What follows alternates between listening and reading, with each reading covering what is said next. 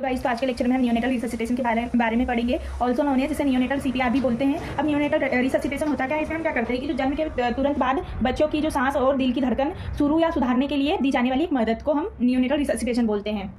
अब इसमें मतलब क्या क्या इंस्ट्रूमेंट यूज़ होते हैं एंड हम क्या इसका एल्गोरिदम होता है, इसमें हम डिस्कस करेंगे। ठीक है गाइस, तो सबसे पहले क्या होता है, प्रिपरेशन करनी पड़ती है। जैसे ही नियोनेटल रिससिटेशन करना है तो इसके पहले हमें प्रिपरेशन स्टार्ट करनी होती है। बिफोर एवरी बर्थ के पहले ही हमें ये प्रिपरेशन करनी होती है। तो इसमें क्या करते हैं, एंटीनेटल काउंसलिंग करते हैं, then team briefing and rules. जितनी भी हमारे टीम के मेंबर होते हैं उनको सारे रूल्स समझाने हैं। जैसे किसी को टाइमिंग देखना है, किसी को मतलब पॉजिटिव प्रेशर वेंटिलेशन प्रेशर देना है, सारे को अपने अपने रूल समझा देने हैं। एंड इसके बाद हमें इक्विपमेंट चेक करना है and instrument pre heated radiation warmer. जैसे ही हमें मतलब बेबी को जब रिससिटेशन करना होता है तो इसके पहले ही हमें प्री हीटेड रेडिएशन वार्मर रखना है एंड ड्राई लाइन सीट होनी चाहिए अपने पास। गाइस, अब हम जो नियोनेटल रिससिटेशन करते हैं इसमें हमें क्या क्या इंस्ट्रूमेंट की रिक्वायरमेंट होती है वो देख लेते हैं।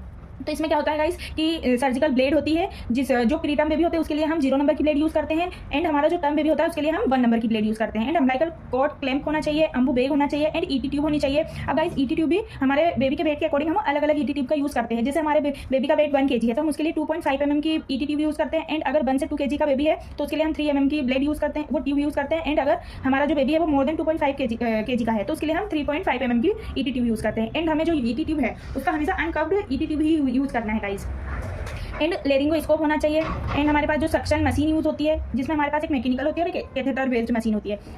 एंड हमें ड्रग्स होनी चाहिए, इसमें हम कुछ ड्रग्स यूज़ करते हैं। इफिनेफ्रिन हो गई, नॉर्मल सलाइन, एड्रेनालिन जो हमारे आईवी देते हैं एंड 0.2 ml पर kg के अकॉर्डिंग देते हैं। टाइमर होना चाहिए अपने पास। तो अब नियोनेटल रिससिटेशन एल्गोरिथम क्या होता है, इसकी प्रायोरिटी ऑफ मैनेजमेंट सबसे पहले की respiration and temperature and circulation सही होना चाहिए। अब हम स्टार्ट करते हैं गाइस कि जो हमारा नियोनेटल रिससिटेशन, तो सबसे पहले हम एंटीनेटल काउंसलिंग करते हैं guys. Antenatal counselling, team briefing and equipment check करते हैं। एंड बर्थ के बाद जैसे ही बर्थ होता है बेबी को और उसकी मदर लेके आती है तो उसे हमें 4 क्वेश्चंस करने हैं। तो क्या 4 क्वेश्चन होंगे गाइस कि उसका जो जेस्टेशन है वो टर्म है, गुड टोन है बेबी का, बेबी ट्राई कर रहा है नहीं कर रहा है, बेबी का ब्रीदिंग कैसा है, ब्रीथ कर रहा है नहीं कर रहा है। अगर इन चारों क्वेश्चन के मतलब आंसर यस आता है तो हमें मतलब बेबी को मदर को दे देना है एंड रूटीन केयर करना है। And keep warmer, maintaining normal line, position air way, clear secretion only if needed. अगर हमें नीड है तो सीक्रेशन करेंगे वरना नहीं करेंगे। ठीक है गाइस, और जो सीक्रेशन होता है सबसे पहले हम माउथ का करते हैं, देन हम नोज का करेंगे। अब हम माउथ का मतलब पहले क्यों करते हैं, नोज का क्यों बाद में करते हैं। अगर हम नोज का अगर पहले करेंगे तो अगर जैसे हमने नोज को वो किया सक्शन सीक्रेशन करेंगे तो उसमें क्या होता है कि अगर उसकी नोज ब्लॉक हुई तो वो तो मुंह से स्प्रेड कर जाएगा। तो इसलिए हम उसे कभी भी मतलब नोज का पहले नहीं करते, पहले माउथ का करेंगे। ठीक है गाइस, उसके बाद अगर उसका आंसर नो आया तो हमें बार करना है एंड मेंटेन करना है एंड नॉर्मल टेम्परेचर। इसके बाद गाइस हमें पोजीशन एयर वे करना है, clear secretion needed and dry stimulate देना है। और गाइस जो अगर बेबी का यस आया है तो ये सारी चीज़ें तो अपन करेंगे। उसके साथ साथ हम बेबी को ड्राई भी करेंगे एंड उसको विटामिन के का इंजेक्शन भी लगेगा। एंड हमारी जो कॉट होती है उसे क्लैंप कर देंगे, क्लैंप एंड कट कर देंगे। ऑन गोइंग ऑब्जर्वेशन, फिर हम उसे ऑब्जर्वेशन में रखते हैं। एंड अगर नो आया तो नो में तो हमने सारी चीज़ें देख ली, जैसे warmer and maintain normal temperature and position air way, clear secretion if needed, dry stimulate देंगे। फिर उसके बाद हम क्या करते हैं गाइस, उसको एपनिया और ग्रेस्पिंग चेक करेंगे एंड उसके हार्ट रेट देखेंगे कि ब्लो मतलब 100 मिनट से ज़्यादा है या बिलो तो नहीं है।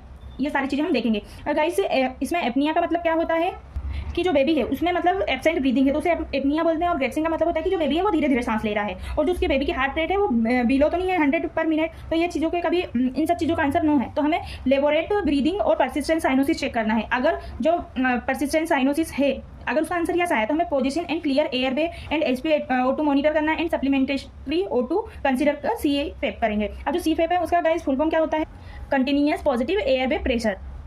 ठीक है गाइस, इसके बाद हम अगर उसका आंसर यस आया तो हम क्या करेंगे, PPV देंगे। PPV मतलब पॉजिटिव प्रेशर वेंटिलेशन करेंगे एंड SpO2 मॉनिटर करेंगे, कंसीडर ECG मॉनिटर। और ये सारी चीज़ें जो अभी तक हमने पढ़ी गाइस तो ये हमें 1 मिनट के अंदर करना है, जो कि हमारा होता है गोल्डन पीरियड। इसके बाद हम हार्ट रेट उसकी फिर से चेक करेंगे। अगर बिलो 100 पर मिनट है, अगर इसका आंसर नो आया तो हमें क्या करना है कि उसके 100 पर मिनट से कम नहीं है तो हम पोस्ट रिससिटेशन केयर करेंगे। एंड अगर यस है कि उसकी जो हार्ट रेट होती है वो 100 से कम है तो हम क्या करेंगे, उसमें चेस्ट मूवमेंट चेक करेंगे, bag and mask ventilation pressure करेंगे और फिर से हम उसकी हार्ट रेट चेक करते हैं। अगर फिर भी उसकी कमी आ रही है तो फिर हम क्या करेंगे, उसे करेक्टिव मेथड करते हैं वेंटिलेशन की, जो कि होती है हमारी MR सोपा।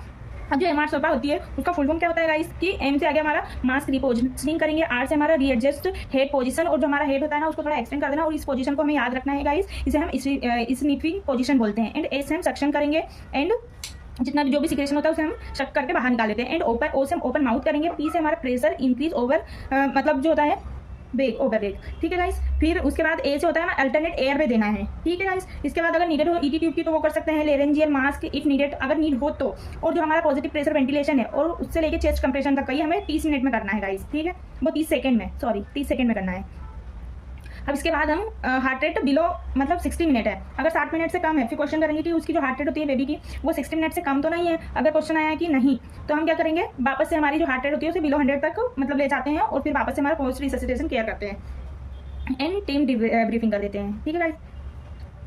एंड अगर इसका क्वेश्चन यस आया कि वो जो HR मतलब जो हार्ट रेट होती है वो बिलो 60 पर मिनट है, तो हम क्या करेंगे, इंटूबेट इफ नॉट ऑलरेडी डन, अगर नहीं हुई है तो हम करेंगे चेस्ट कंप्रेशन देते हैं एंड कोऑर्डिनेटिव विद PPV देंगे एंड 100% O2 देते हैं। अगर ECG मॉनिटर कंसिडर करेंगे एंड इमरजेंसी UVC कंसिडर करेंगे। अब गाइस जो हमारा चेस्ट कंप्रेशन होता है वो मतलब हमें किस मतलब रेशियो में देना होता है, तो वो हमें 3:1 में देना होता है, उसमें हमें 90 कंप्रेशन देना होता है एंड रेशियो 3 वेंटिलेशन देना होता है 1 मिनट के अंदर अंदर, ठीक है गाइस। इसके बाद हमें मतलब क्या क्या इसकी टेक्निक होती है कि हम 2 फिंगर टेक्निक से हमें इसे करना है, चेस्ट कंप्रेशन देना होता है।